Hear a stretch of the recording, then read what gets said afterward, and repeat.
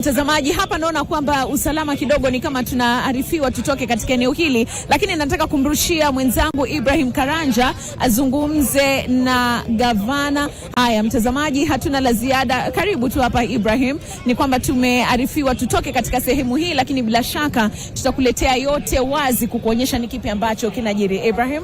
Yes, Frida, that is in keeping with the security protocols. Yeah, we now have to move from where we are because this is an area that is being used by VIPs, and in the next few minutes the President of the Republic will be seated there, so it is understandable that we are required to leave. We will take a different position. So for now, Michelle, we will come back to you in studio, look for a better position, then come back and inform our viewers everything that is happening here. Even as we come back in studio, we also have our teams that are giving the live proceedings here with cameras at different angles, so they will all show you what is happening. Back to you. Many thanks, Ibrahim Karanja, Frida Mwaka, and the rest of the NTV team bringing us live coverage from the Kenyatta International Convention Center, KICC, where former Interior Cabinet Secretary Professor Kithure Kindiki is set to be sworn in as Kenya's deputy president, replacing Rigathi Gachagua, who was impeached. Over 10,000 Kenyans are expected to be in attendance to witness this pivotal moment in Kenya's political landscape as Kithure Kindiki becomes the 13th second in command in Kenya's history since independence. And in studio with us, we have the former Nairobi town clerk, Philip Kicc, as we keep an eye on the events unfolding. Kicc, of course, many waiting for 10 a.m. where Professor Kithure Kindiki will walk from Harambee House to KICC for that swearing in. And we've seen, of course, many Kenyans lined up on the roads waiting to greet him, perhaps, give him some accolades. He will be also handing over that interior docket to Musalia Mudavadi on an acting capacity. But when you listen to the views of Kenyans as they await this swearing in, a few things stand out for me. You hear a lot of Kiti imerudi kwetu, Kiti imerudi Mlima, Kiti imerudi Mount Kenya. What do you make of these sentiments, especially from elected political leaders, when the former deputy president was impeached for, among other issues, preaching tribal politics? Michelle, there is no way you can sanitize a thief. A thief is a thief. So you don't expect a thief to make any decision that is informed. All the things that Rigathi Gachagua has been accused of, all those people who are currently in leadership are not saints. They are not clean. And we know them. And their records are in public. If you talk about corruption, if you talk about land grabbing, if you talk about embezzlement of public funds, none of them is clean. Mm-hmm. So while we celebrate the appointment of Kithure Kindiki, because the office had to be filled, and as Justice Murima said, the Constitution had not foreseen a situation where that office will be left vacant for too long. So they have filled it. Whether the procedure that were followed were not proper, it had to be filled. So we leave that matter to rest. However, it is sad, extremely sad, to see people at the level of a governor still propagating tribalism.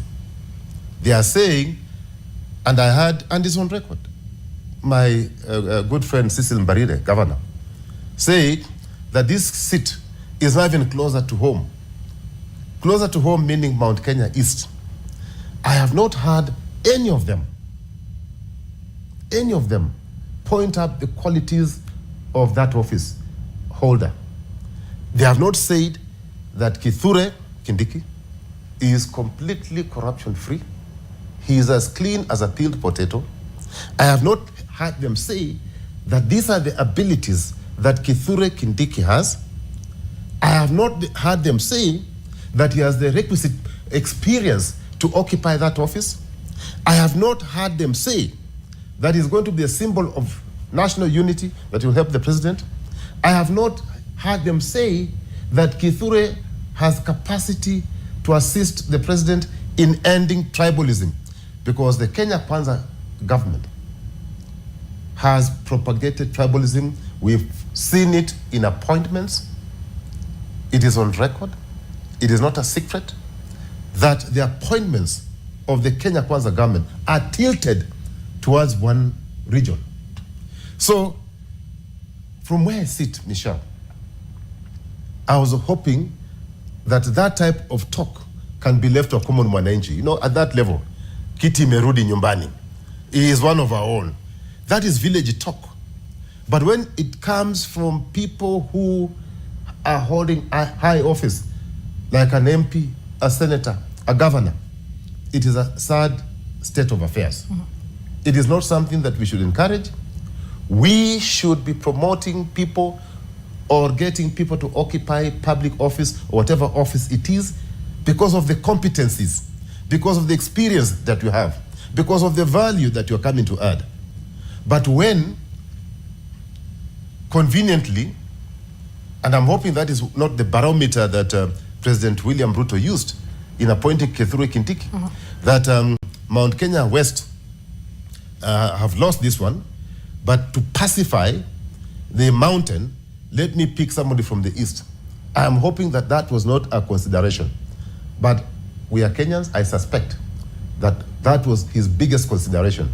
That if I'm going to lose the west of the mountain, let me pacify the east and give them this seat so that I can secure some votes, because 2027 is around the corner. But I must tell my friend, President William Ruto, your re-election will be based not by the people, incompetent people that you have appointed, because most of them are incompetent, and we know that. Your re-election will be based on what you deliver. So far, Michelle, on a scale of 10, William Ruto is scoring 3. That's a D+, 3 out of 10. So it doesn't matter what he does. That will not change anything. Will it change the fact that the cost of living is high? No. Will it change the fact that this regime is overly corrupt? No. All right. Will it change the fact that they are trying to push Adani down our throats? No. We have issues to deal with as a nation. Let us focus on the bigger picture. And Kenyans should not be derailed. You are being derailed. You know, you're being taken in a circus, which is not very useful. Let us hold this government to account. Let us measure their success based on what they put in their manifesto. So far, it's a D. All right. D+. And we'll be coming back to that, especially the expectations of Kenyans with regard to the economy, education, the health sector, and the very pressing issues that have been put in the back burner in the wake of the entire impeachment process. But let's take you back to KICC, where at exactly 10 a.m. this morning, Kenya's third deputy president under the 2010 constitution will be sworn in at the steps of the iconic Kenyatta International Convention Center. Now, the office Kindiki is assuming, however, faces an unprecedented heavy task of repairing, among others, broken political relations, as well as returning the office back to its envisioned national standing. So I take you back there to KICC. Our reporter Frida Mwaka, as well as Ibrahim Karanja, are bringing us the latest events. Frida, over to you. Naam, kama tulivyokujuza tu awali ni kwamba shughuli nzima inazidi kuendelea, na kama tulivyokuwa tumekujuza pia vile vile ni kwamba takriban Wakenya 10,000 wameminika hapa katika jumba hili la mikutano ya kimataifa KICC. Na kwa sasa tu, mtazamaji, kama unaweza niruhusu nizungumze na baadhi ya viongozi ambao wamefika hapa siku hii ya leo, watujuze mengi tu kuhusiana na ni kipi ambacho wanatarajia kukiona, na hata pia vile vile wanajihisi vipi siku hii ambayo tutakuwa tunamwapisha Profesa Kithure Kindiki kama naibu rais. Na moja kwa moja tu nianze na aliyeketi kando yangu. Karibu sana katika runinga ya NTV. Jifahamishe na utuambie siku hii unatarajia nini? No, I'm a civil servant to see the deputy president coming in, but you can talk to the other leaders. Haya, naam. Wacha tu nizungumze na baadhi ya viongozi ambao wako hapa. Unaweza zungumza nasi labda utuambie kuhusiana na leo. Songea karibu tu na kusihi. Naam.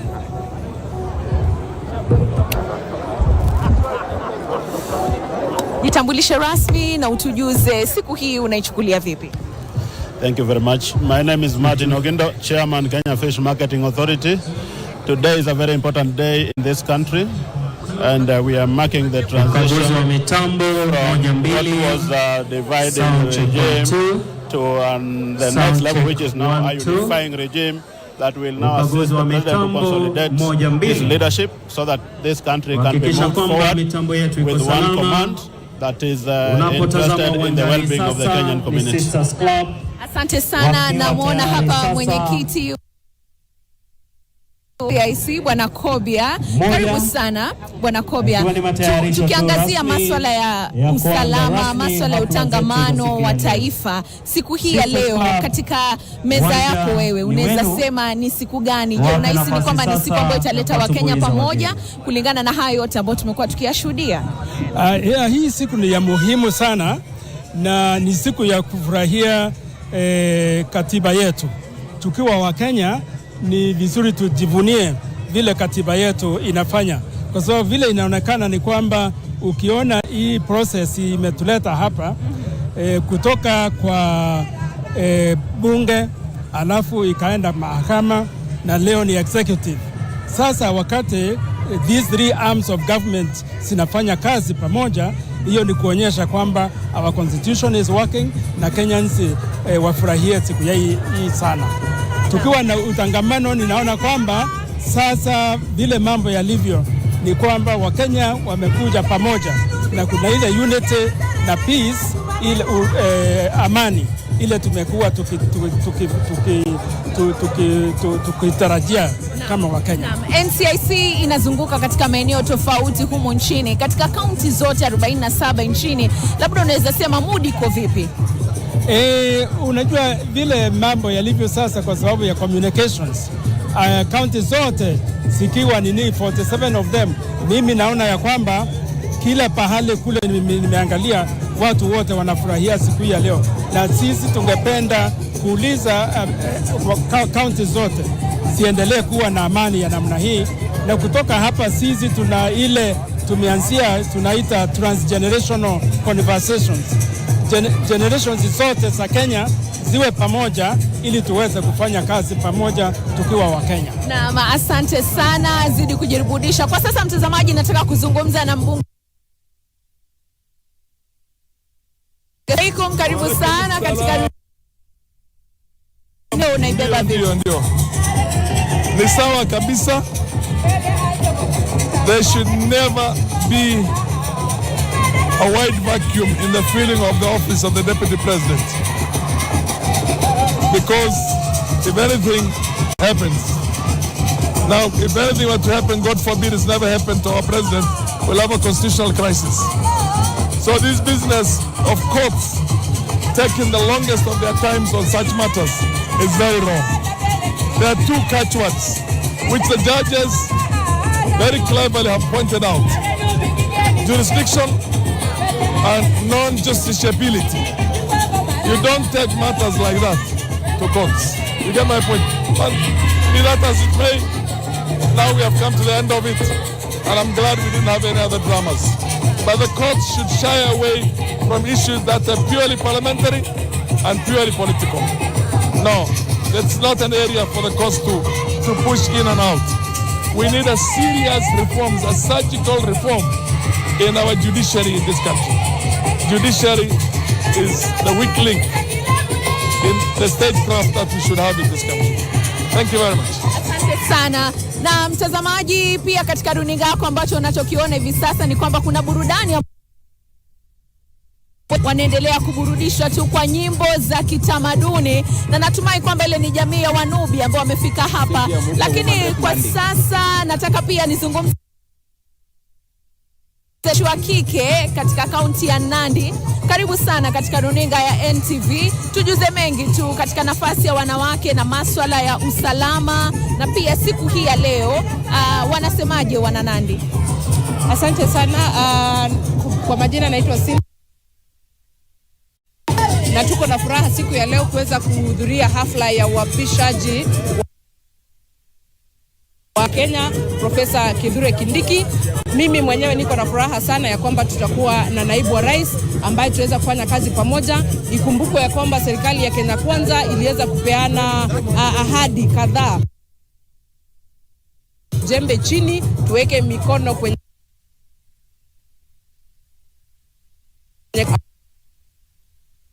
ya kwamba we have a lot of confidence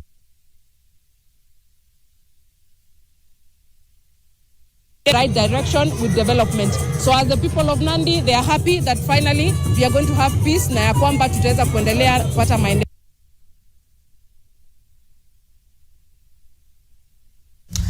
Live proceedings there from the Kenyatta International Convention Center, KICC, where Professor Kithure Kindiki is set to be sworn in any moment from 10 a.m. as the country's deputy president, replacing Rigathi Gachagua, who was impeached. Now, of course, Kindiki coming into this position at a time when public trust in the government is shaky. Many Kenyans feeling disillusioned by unfulfilled promises as well as corruption. We'll be discussing the impact of this and the in-tray for the incoming deputy president with the former Nairobi town clerk, Philip Kicc. So before we get into that conversation, let's take you to Kisumu, where Judith Cherono is sampling the views of Kenyans ahead of the swearing in of Professor Kithure Kindiki. Judith, over to you.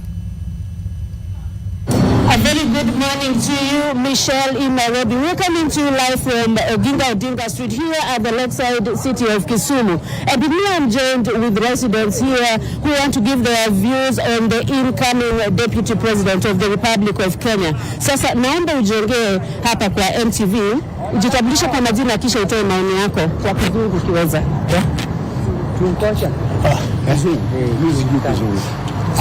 Thank you very much. My full names are Jackson Omologueno. I'm the chairman, National Parents Association chairman, Nyanza region. I'm also the Secretary General, Kisumu Business Association. What I can say to Kenyans, this is an historic moment. This is a new chapter in the Republic of Kenya. We are citizens of Kenya, or citizens of Kisumu. We are very happy for what has happened. And this message should pass to all people who are holding the office, national office and public office, that what Kenyans need is what we call servant leadership. Servant leadership, not boss leadership. So what Kenyans are demanding for all those who are holding public office in future, because this is a new chapter. The swearing in of the new deputy president, Kindiki, Kenyans have welcomed it with cheers. We Kisumu citizens, we are very happy, and we are looking forward to see a new chapter, the way our government is being run. We need a new governance, what we call servant leadership, where the citizens are your bosses, you are not our bosses. So what we are demanding to see us today, after swearing in of the new deputy president, we want to see in all sectors of governance what we call servant leadership.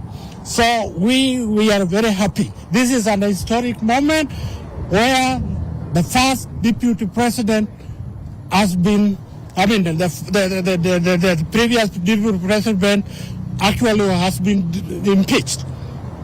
It is an historic moment. Even in Africa, even in the world, it has never happened.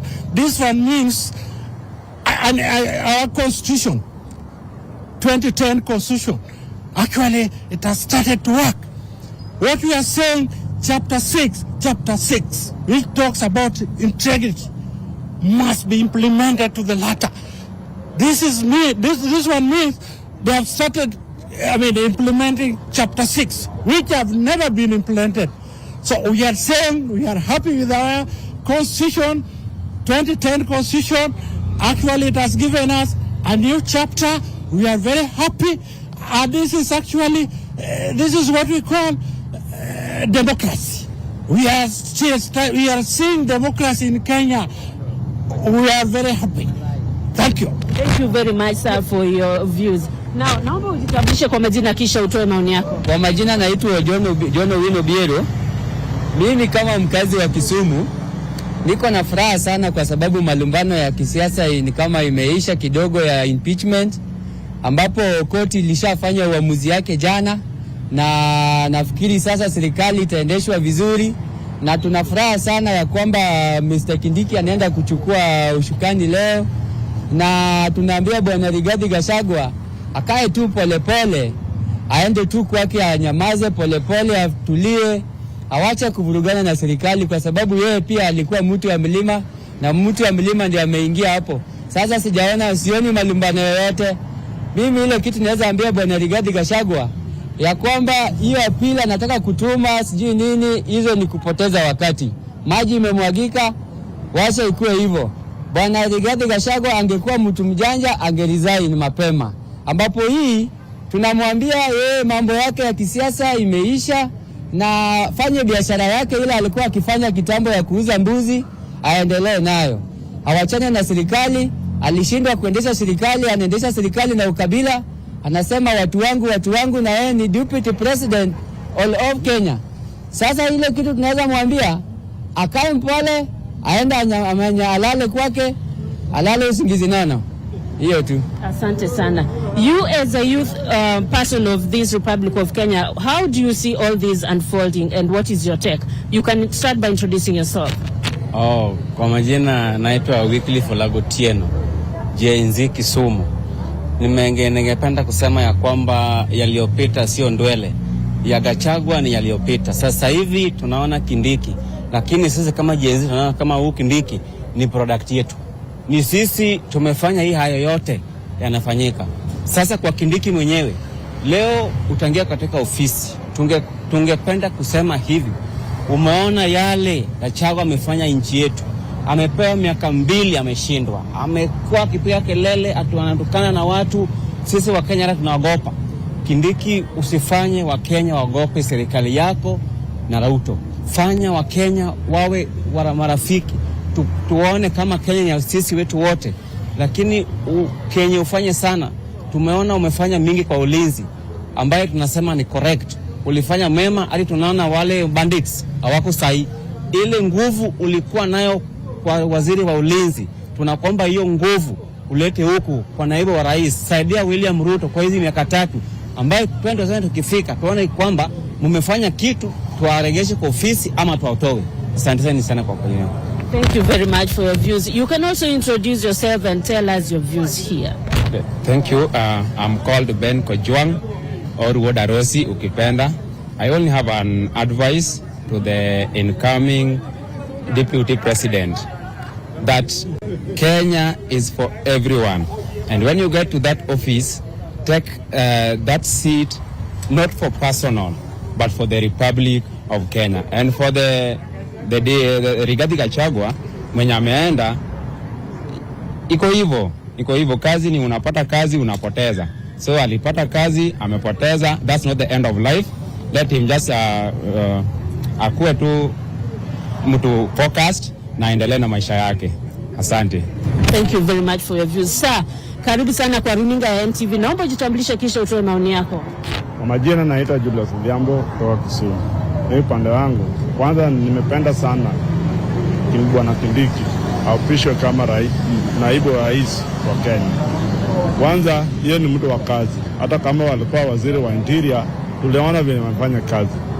Na yeye pia ni machua na ana ukabila. Sasa kwanza vile akiingia, tunamuomba tu aunganisha wa Kenya wakuwe kitu kimoja. Yeye ni naibu wa kila Mkenya.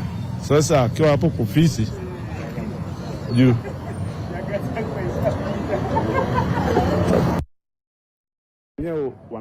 watu wa Kenya kazi. Ya mwisho na wafanya kwa rais kwa serikali jumla. Sasa hivi miaka 3 ama 2 hatujaona kitu ambavyo UDA wameshafanya.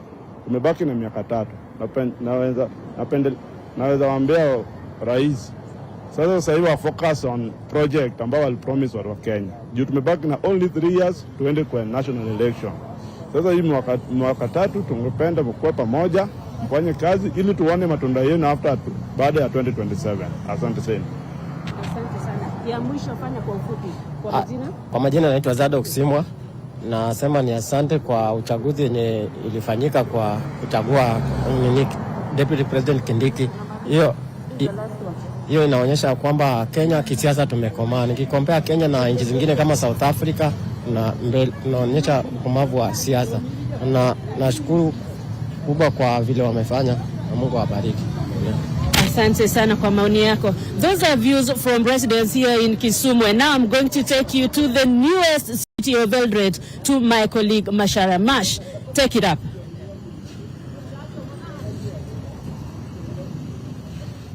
All right, we'll be taking you back to Eldoret in the course of this live broadcast. That is Judith Chorono, live for us from Kisumu, as residents give their views ahead of the swearing-in of Professor Kithure Kindiki. And with us here in studio is former Nairobi Town Clerk Philip Kicc. Philip, anticipation is building now ahead of the swearing-in of Kithure Kindiki. But like I mentioned earlier, he comes into this office at a time when public trust in the government is dwindling. There's been a lot of disillusionment with the issues like the economy, education, the health sector altogether. What are you expecting, even as it comes into the DP seat, would be the entry of Kithure Kindiki? Well, Michelle, there's a deficit in terms of trust, a serious deficit. And I'm hoping that Kithure Kindiki, being a fairly sober man, that he will not change once he ascends into that office. That after he is sworn in, he will maintain the person that he has been.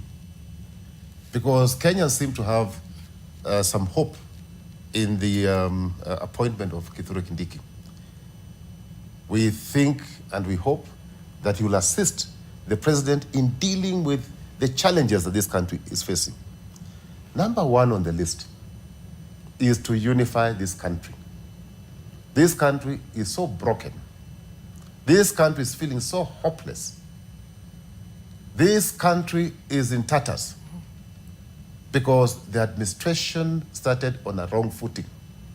So we are hoping that this administration will have some good manners going forward and embrace every Kenyan, embrace every community, and make Kenyans feel like Kenyans.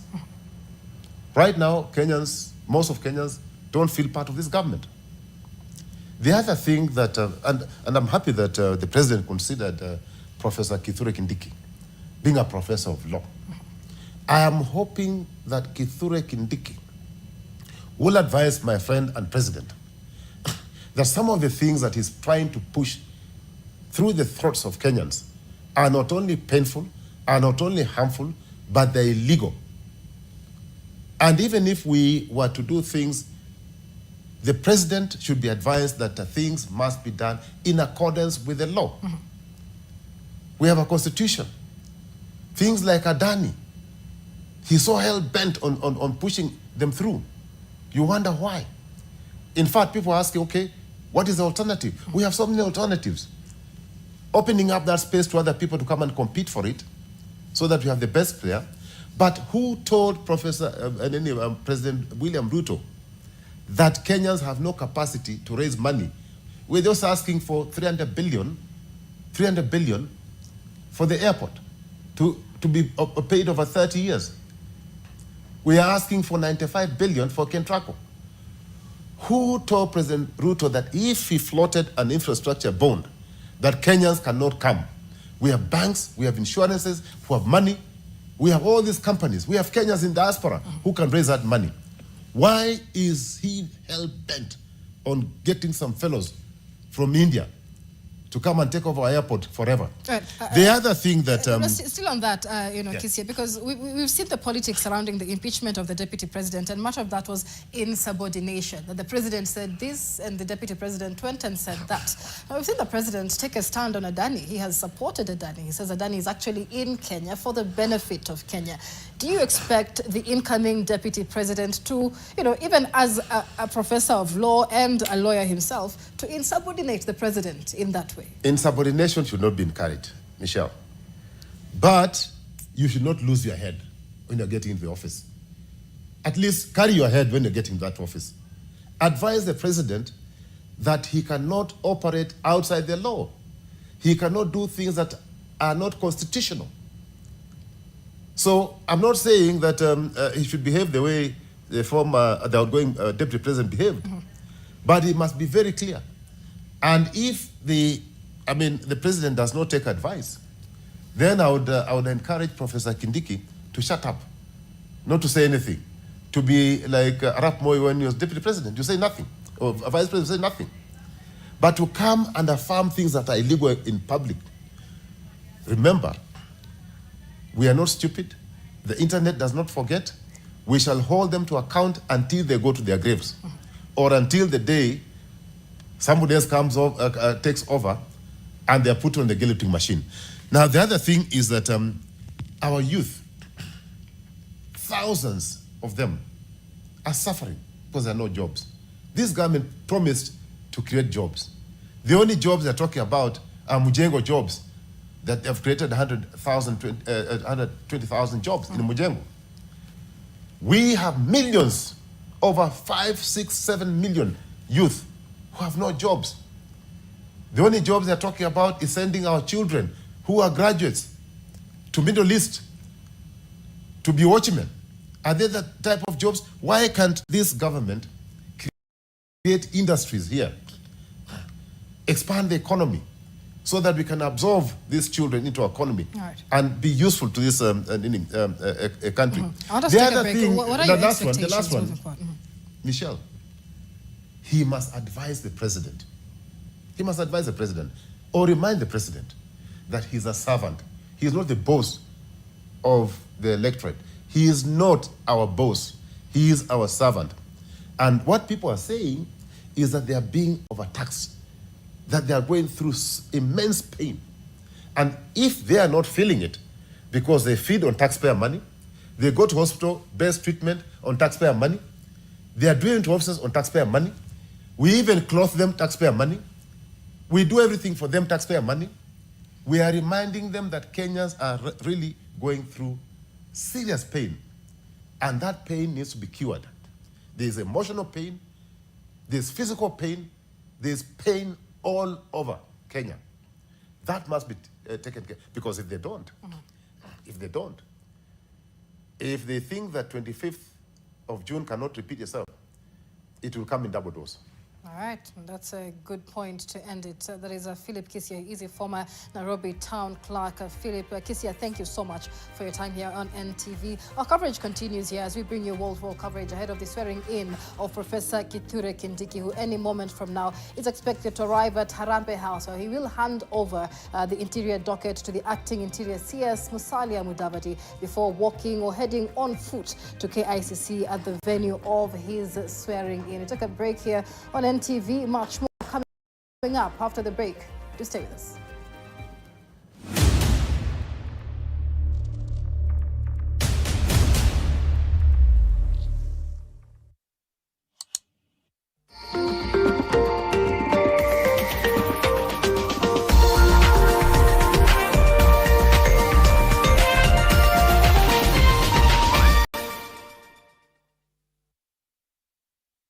Touched by the tender nature of strawberry fruits that enfold you with an ever-hugging sweetness is the new Strawberry Kisses lotion from Zoe.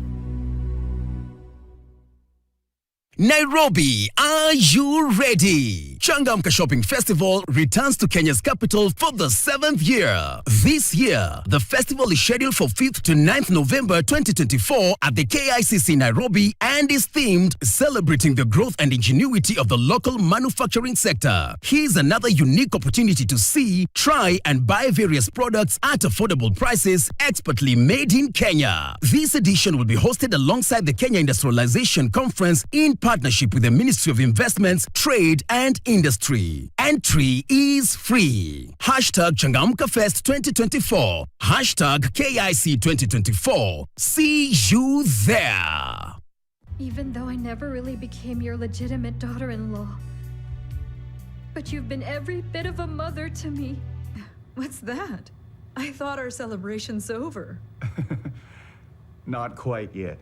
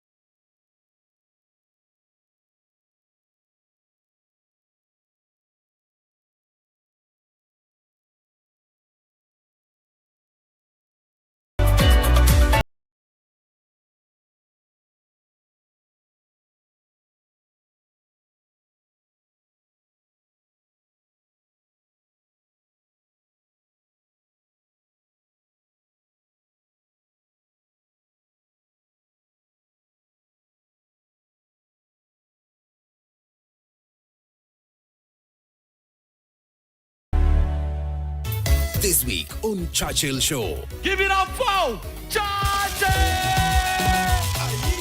Lakini Jesse nimerealize leo kumbe unakuanga tu muande sa mgombali. Nimekaribia, I swear. Tunashinda tunaomba Yesu mmoja. Mombasa Yesu ni wengi. 40 Jesus. Faith is like Wi-Fi. Powerful but invisible. And God says with this you can be connected for free. Alikuandalia picha kama vile the Kakamega D.O. The mountain mogul. The villager. Na sasa the mountainous foreigner.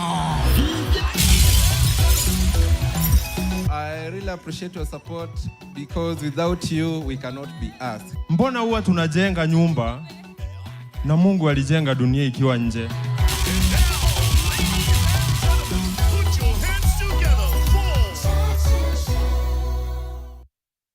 To protect our family from germs that cause illness when it's cold, we use Dettol soap. Dettol soap with germ defense gives you protection. When it's cold, germs are transferred in different ways, and Dettol soap's germ defense protects you from up to 100 illness-causing germs. Be Dettol sure.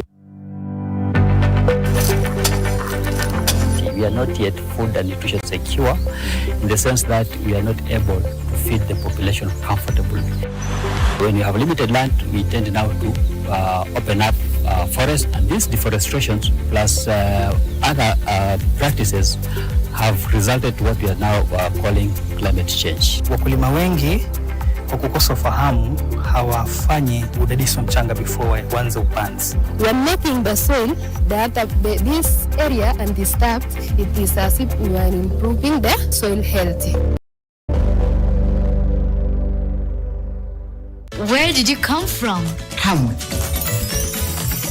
So this is where the magic happens. This is for you kids. Taste the magic with our festive cakes from DPL Festive Bakery. Delight with every bite. He will come and save you. He will come and save you. Say to the weary one, your God will surely come. He will come and save. There is nothing that God has to give that He's giving to us some other way. It's through Christ. It's through Christ. Have you given your life to Christ? Have you yielded to Him? Have you accepted Him as Lord and Savior of your life? Friends, that's where we begin. No wall you won't kick down, lie you won't tear down, coming after me. Reach your audience instantly and make a lasting impression with Nation Sema. Affordable bulk SMS at 0.3 Kenya shillings. Own sender ID for 10,000 Kenya shillings plus 10,000 free messages. To sign up, please call 0728434979 or email us on mkibunja@ke.nationmedia.com.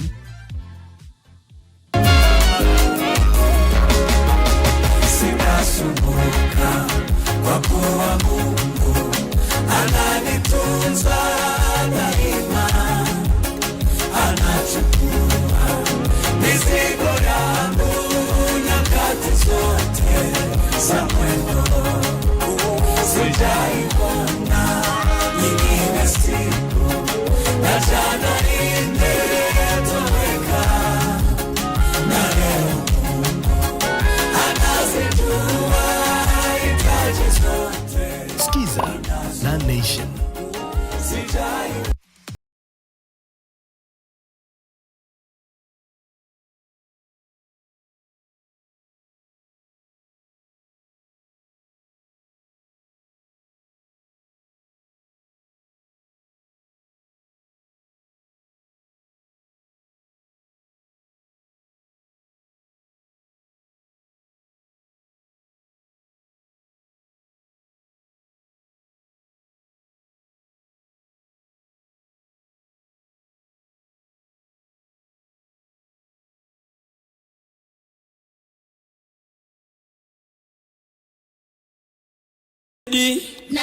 Kuna moja mbele, ngine yende rembe.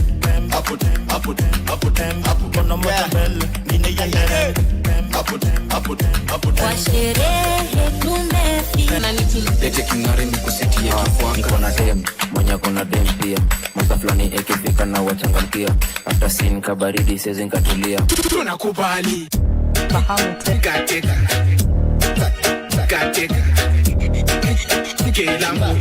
Cash pop za Nyandaro ni mawari.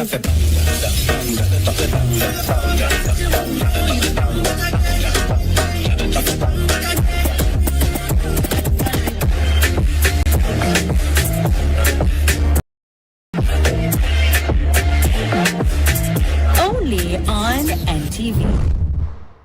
Want to know the biggest story of the week? Do not worry. The Weekly Review got you covered. For in-depth analysis of politics, business, governance, as well as social issues, The Weekly Review covers it all. For well-researched, exclusive and investigative content, read The Weekly Review every Sunday in the Sunday Nation. What is happening in your life is demonic machinations, is satanic attacks which are attacking you. So they are downsizing you to make you feel you are useless. You are not useless. In heaven, when God is looking at you, He's seeing a millionaire, He's seeing a president, He's seeing a businessman, He's seeing a leader.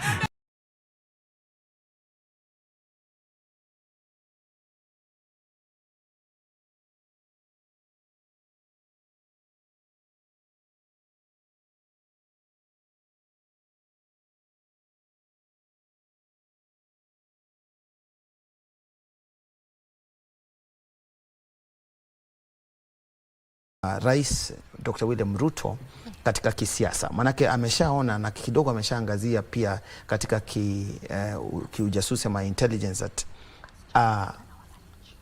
kuna mgawanyiko ama aungwi mkono na watu wa Mlima Kenya. So akiweza kugawana zile kura za Mlima Kenya na apate kura zingine mahali pengine, ataweza kuingia katika, anaweza kuwa katika to his advantage in political way. Yeah. Na mtazamaji, tunakurejesha tena pale kwenye ukumbi wa KICC, na hivi sasa mtazamaji tuweze kuungana naye mwanahabari wetu Kasichana Masha ambaye yuko katika eneo hilo. Alikuwa sehemu ya nje ambapo alikuwa ametuonesha hapo awali jinsi wananchi wanavyofika kuweza kuhudhuria sherehe hii ama hafla hii ya kuapishwa kwa naibu wa rais Kithure Kindiki.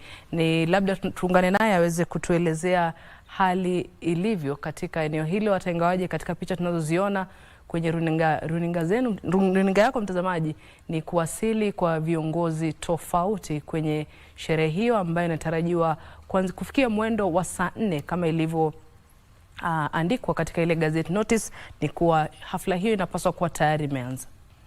Unaweza kumwambia nini ujumbe wako? Mbuga wangu ningetaka naibu wa rais ambaye anaenda kuapishwa siku ya leo, wito wako ni gani kwake? Wito wangu sasa ni awe ameshika tu hiyo kiti yake na vile constitution inasema, kwa sababu akitoka nje kidogo tunaona vile mambo inaenda, na sisi constitution ndio tunajua saa hizi, alafu tunaambiwa masection sisi wananchi hatujui hizo masection wanatutajia, but in fact they need to come to us, especially the MPs wale tumechagua, wawe watuelimisha mambo ya katiba. Yeah. Asante sana. Pengine tu kuendelea kusikia tu baadhi ya Wakenya ambao wameweza kumiminika hapa, waweze kutuambia tu ni matarajio yao ni gani kuanzia kwamba siku ya leo tunapochagua kiongozi mwingine. Tafadhali tuambie jina lako na tuambie umetokea wapi na wito wako ni gani kwa serikali yetu. Kwa majina naitwa Bernard Mogusu. Nimetokea huko Kangemi. Natarajia serikali ya sasa itaenda kutufanyia mema kwa sababu wamebadilisha mawazo ya naibu wa rais. Hiyo ndio nasema watufanyie kazi sisi kama Wakenya. Naam, asante sana. Naam, hayo tu ndio maana ambayo yanaendelea kuchipuka hapa kutoka nje ya jumba la KICC, na kama mpiga picha wangu pengine anaweza tu kupatia darubini kidogo ama taswira kidogo ya hapa mambo jinsi yanavyoendelea, ni kwamba Wakenya bado wanaendelea kumiminika, wametoka katika maeneo mbalimbali ya Kenya. Kuna mmoja hapa ananiambia ametoka maeneo ya Meru, mwingine ametoka maeneo ya Nandi huko, ili tu mradi kuja kuweza kushuhudia zoezi zima ambalo linaenda kutekelezwa hii siku ya leo la kikatiba, ambapo ni zoezi la kuapishwa kwa naibu rais wa Kenya baada ya mahakama kuu hapo jana kutoa ama kupea mwelekezo ama kupeana mwongozo ama kuweza kusema kwamba basi amepitisha kwamba kiongozi mwingine aweze kuapishwa hii leo, na hivyo basi serikali ikatoa tangazo rasmi kwenye gazeti la kitaifa na kutangaza siku ya leo kuwa siku ya mapumziko kwa Wakenya, na vile ambavyo Wakenya hawaweza kwenda kazini, basi waliona kwamba ni vyema waweze kuja hapa ili waweze kuja kushuhudia, manake ni zoezi la kitaifa na ni zoezi la kikatiba ambalo linaendelea hapa. Nitazidi kujuza mengi, manake Wakenya bado wanaendelea kuweza kufika hapa, na pia tutaweza kukita kambi katika maeneo mbalimbali ya jiji la Nairobi ili kuweza kupata tu taswira kamili ya maoni ya Wakenya kila sehemu ya kona ya Nairobi, kuweza kujua ni yapi ambao wanatarajia siku ya leo ambapo tunaenda kuapishwa kwa naibu wa rais mwingine. Kwako studioni, asante.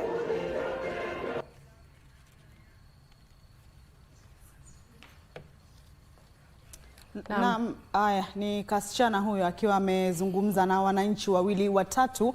Kumbuka hizo ni foleni, ama kama unavyoona hizo ni foleni za wananchi wanaoweza kuingia katika eneo la KICC.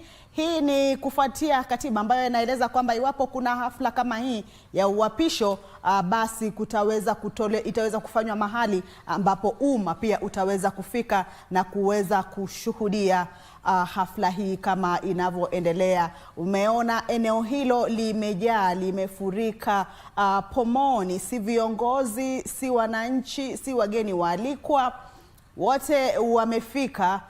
Huyo akiwa ni nadhani atakuwa ni maelezo tu mawili matatu ambayo anapeana pengine, lakini pia tumeweza kuona tumbu hizo zilizokuwa zikiendelea sehemu hiyo. Nancy Onyancha, ulikuwa unazungumza na mgeni wetu, acha nirudishe usukani huko kwako. Na bila shaka mtazamaji, tulikuwa tunazungumzia swala la Wakenya ama wanasiasa kujitenga na masuala kuhusiana hata na kesi inayoendelea yake aliyekuwa naibu rais Rigathi Gachagua, kwani tunavyojua Wakenya kama walivyokuwa akizungumza pumzikoni George Kithure akisema kuwa Wakenya wakishaachana na wewe, kama baada ya kuapishwa wanasahau mambo yako, wanaanza kumwambia Kindiki Kithure vile atakavyofanya kazi. Labda tusikie tu maoni yako George Kithure. Huenda baada ya kesi Gachagua atajipata peke yake akishughulika pale mahakamani. Nadhani mkondo wa hali ya msingi wa kesi katika mahakama utageuka kidogo.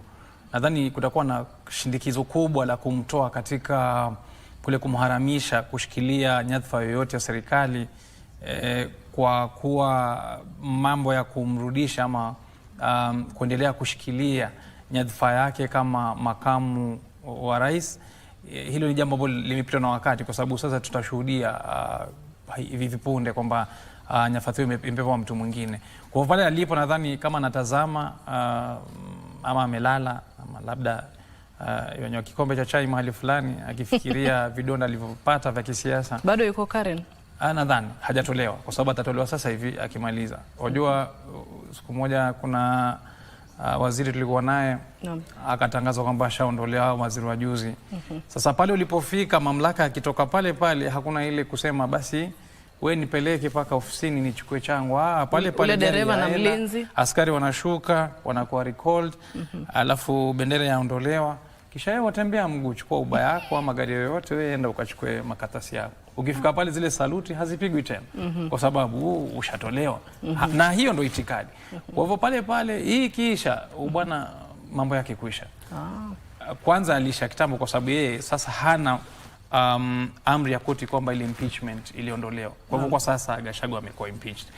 Muhimu ni kwamba aendelee kupigana ili mradi kwamba aweze kutathmini siasa, labda ule msukumo, ile momentum alikuwa amepata ya kisiasa hususan ya Mlima Kenya aweze kuibeba kuleta kwa meza ya mtu yote, kama ni Kalonzo, ni Raila, ama siku zote mtu yote wakati wa uchaguzi ujao aweze kumwambia mimi bana na kitita cha watu Mlima Kenya. Je, wewe utanipa nini? Nitakupa makamu wa rais, ama wewe basi tuongoze kihivi.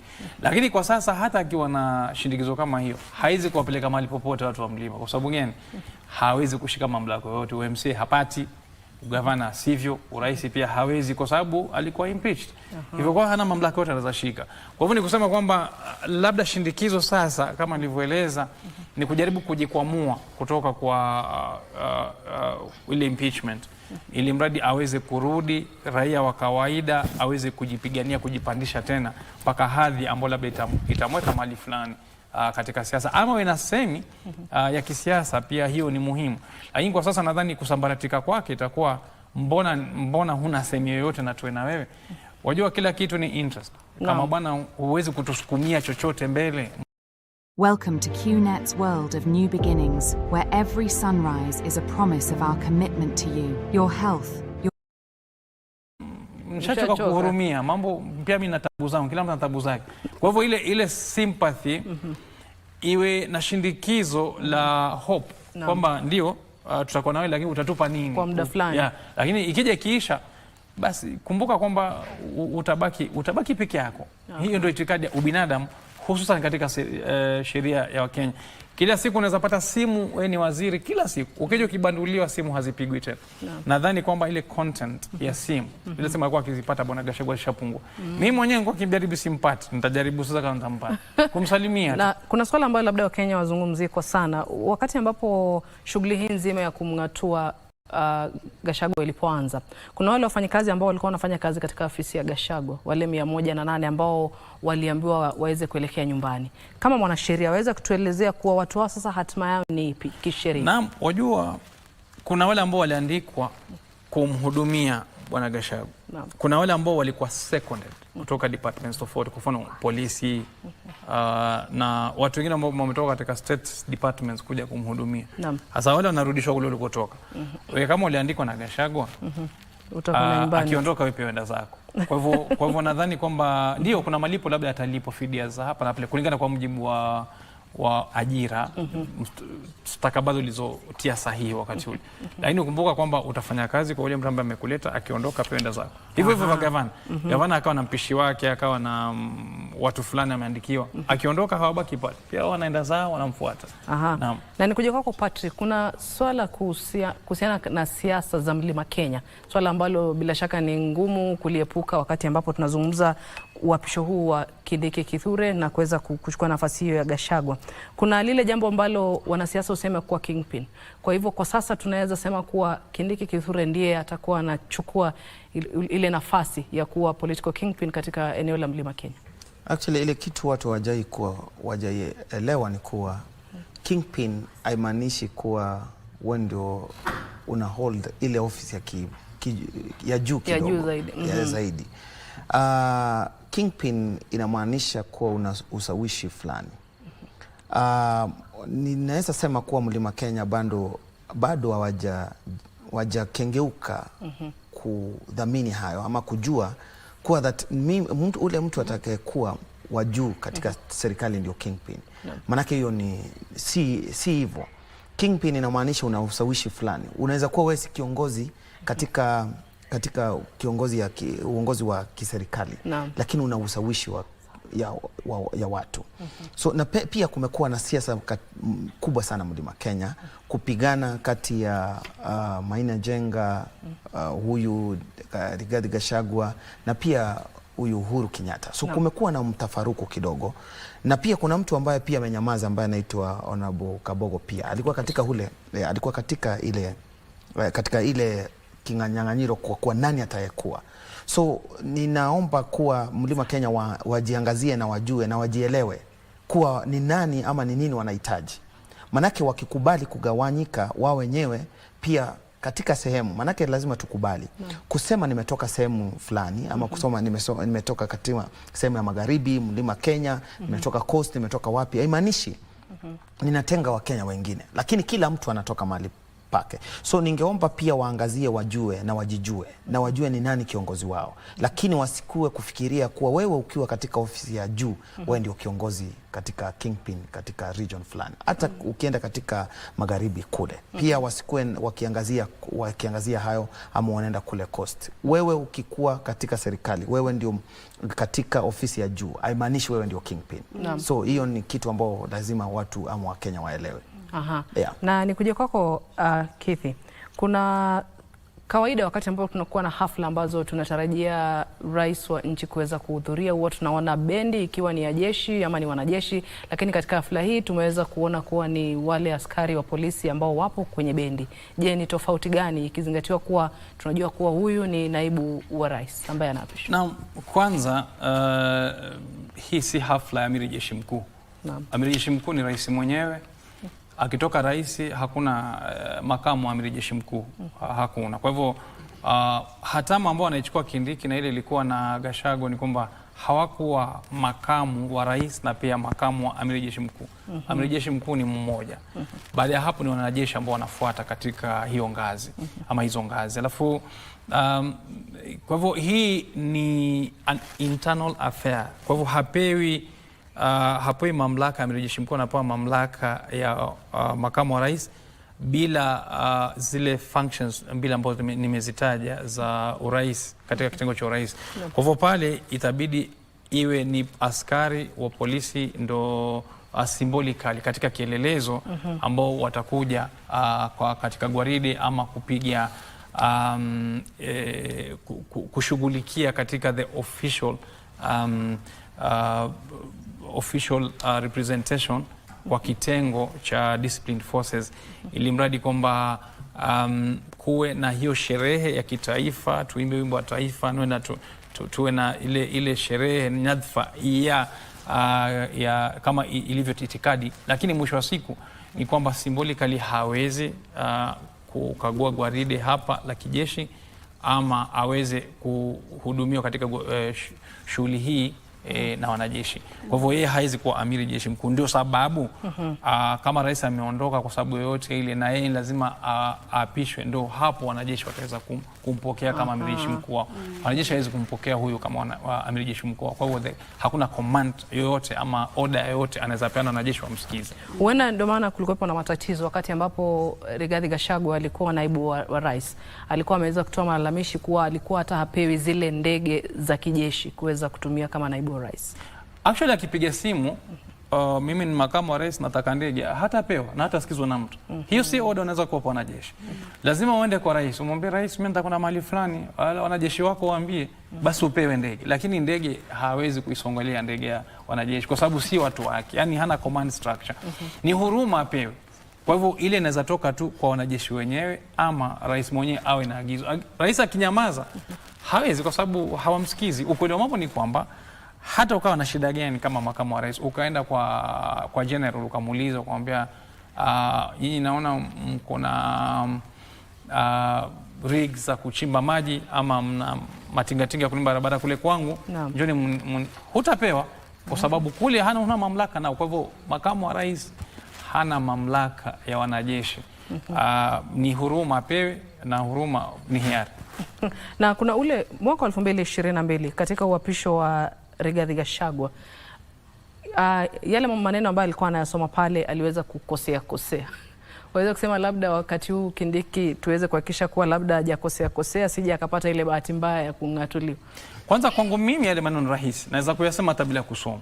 Sababu ni kiapo ambacho yani maneno ya kikawaida kisheria. Lakini kwa sababu mimi ni mwanasheria kuna urahisi. Nadhani Kindiki ni hivyo hivyo. Kwake itakuwa rahisi.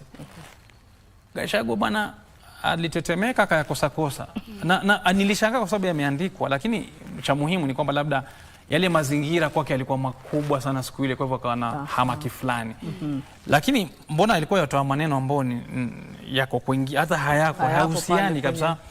Alikuwa tuseme yongea kwa sababu yuenda hivi na yuelekezwa hivi, lakini nadhani ni kwa sababu ya mazingira vile ilivyokuwa.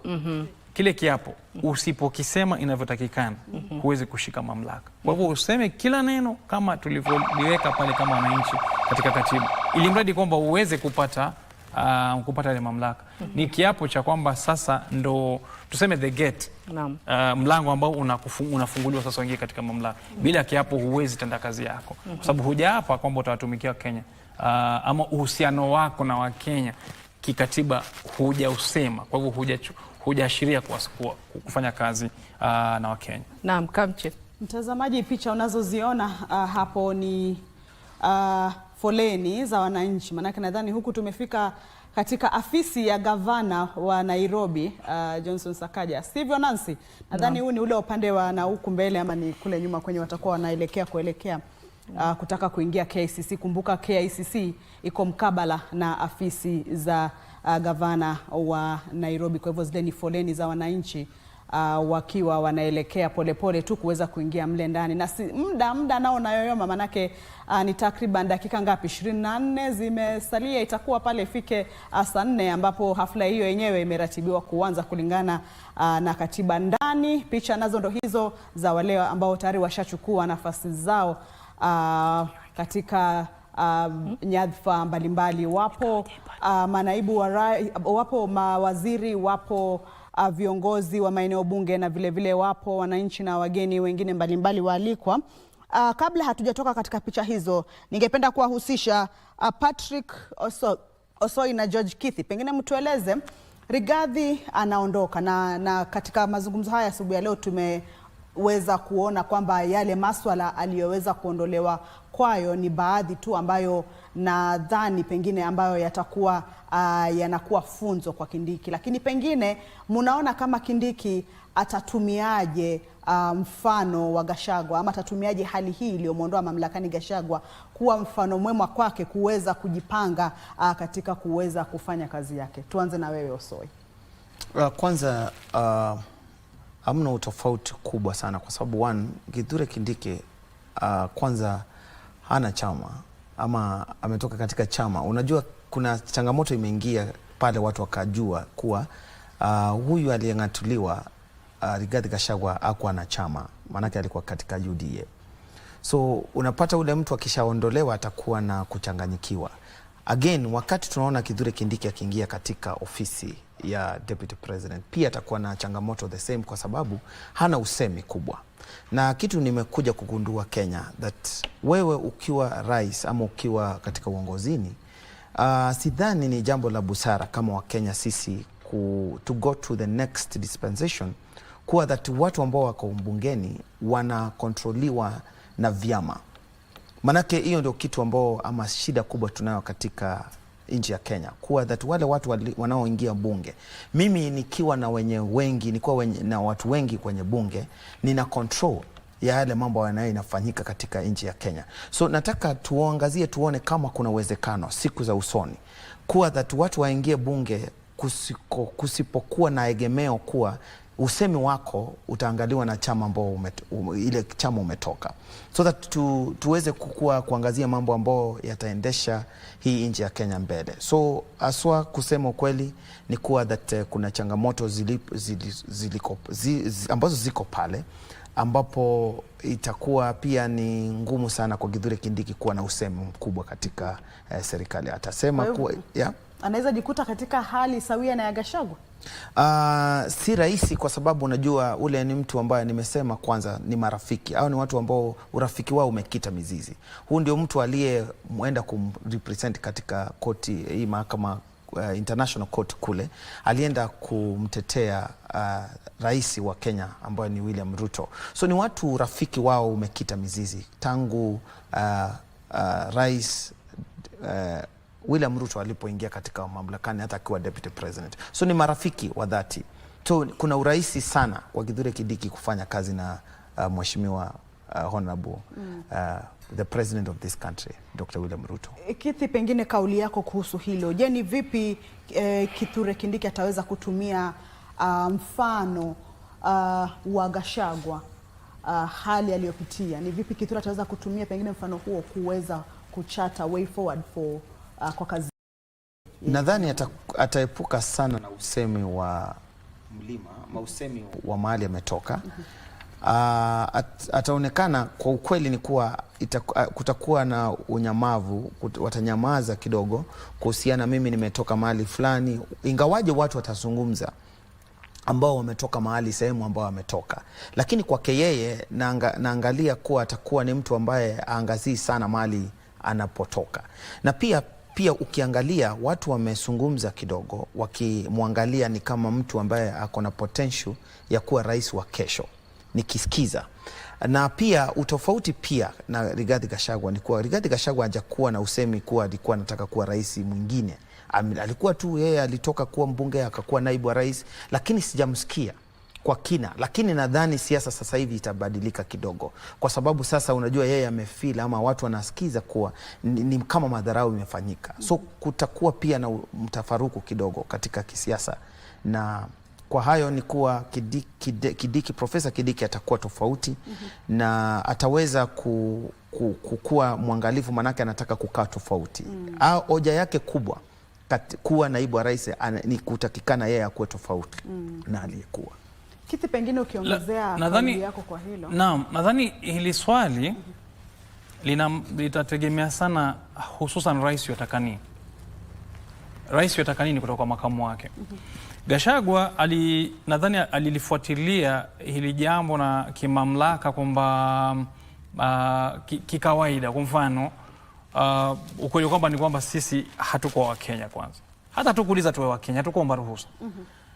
Ulikuwa na Wamasai kule, Wakikuyu, haya wale karibu wanaingia Tanzania wakitoka, kukawa na sijui na Wamijikenda, Wajaluo. Tukae kwa nchi moja, ikabidi tuanze kuishi. Tukatunga sheria katika katiba ya kwanza ya uhuru, tukaendelea sasa tuishi pamoja kama jamii kisheria. Lakini ukweli wa mambo ni kwamba ukiangalia katika huduma ya mwananchi, katika ile identity, hatujatoka kutoka pale tunapotoka kule tulikotoka tukawa na usawia wa nchi, kwa sababu tunang'ang'ania sana resources hapa nchini. Kwa hivyo kwa kawaida katika jamii yoyote kuna kile tunaita kuna mgawanyiko na tofauti.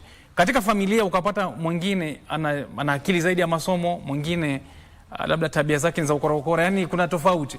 Ukija katika jamii kuna mbari, clans ambao kwa Somali tunapata ziko nyingi sana mpaka wanakosana kule kwao nchini.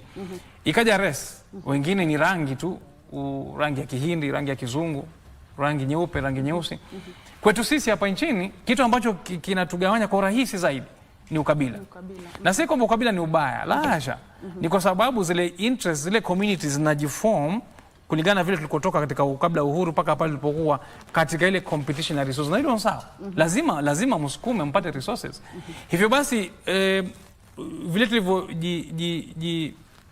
labda kujishawishi katika jamii ni kwamba tunatuma sana watu wetu katika jopo la maongezi ya kisheria na ugavi wa rasilimali za hapa nchini kupitia kwa kabila.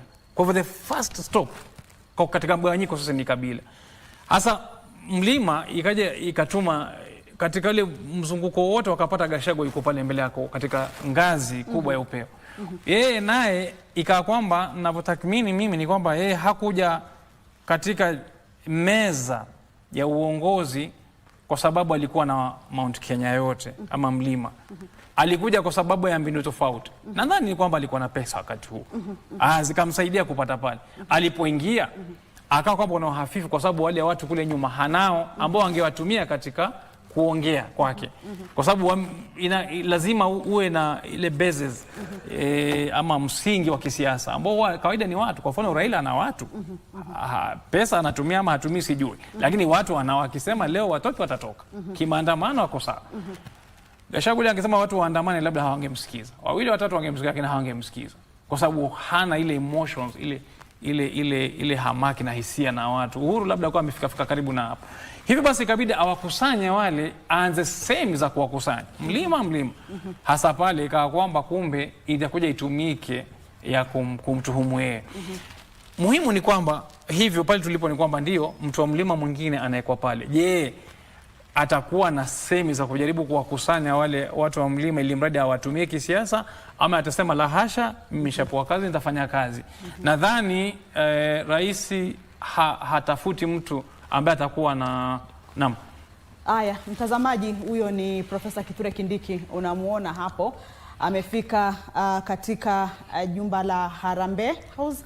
Kumbuka hapo ndipo afisi zake naibu rais huwa zipo. Kwa hivyo huyo ni Profesa Kithure Kindiki akisalimiana tu pale na maafisa mbalimbali ambao wanahudumu katika afisi zile, akiwa ameweza kufika katika jumba hilo. Kumbuka hapo ndipo afisi zake zitakapokuwa, ama afisi za naibu wa rais ambapo huwa zipo. Lakini hii picha hii hapa sasa ni katika jumba la KICC. Tuendelee Kicc. Bwana eleza kwamba kwa sababu mgawanyiko wetu wa karibu ambao unatupa kama kielelezo cha mgawanyiko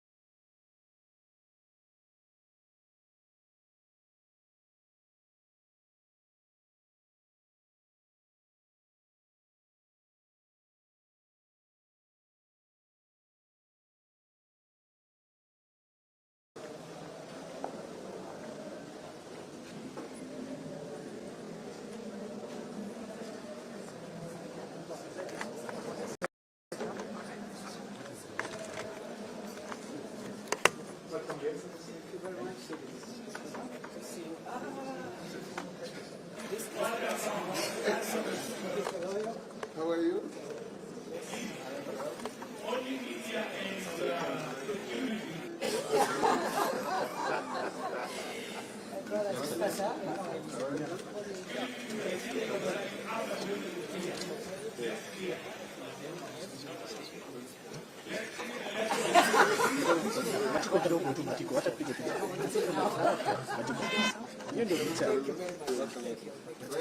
Yes.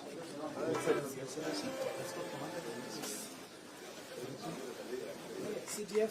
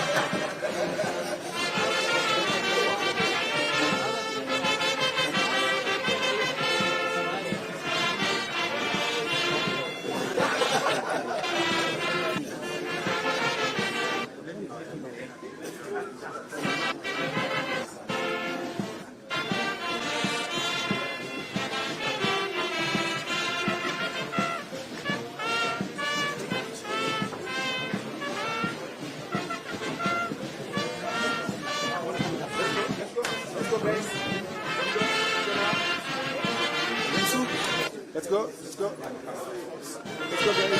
guys.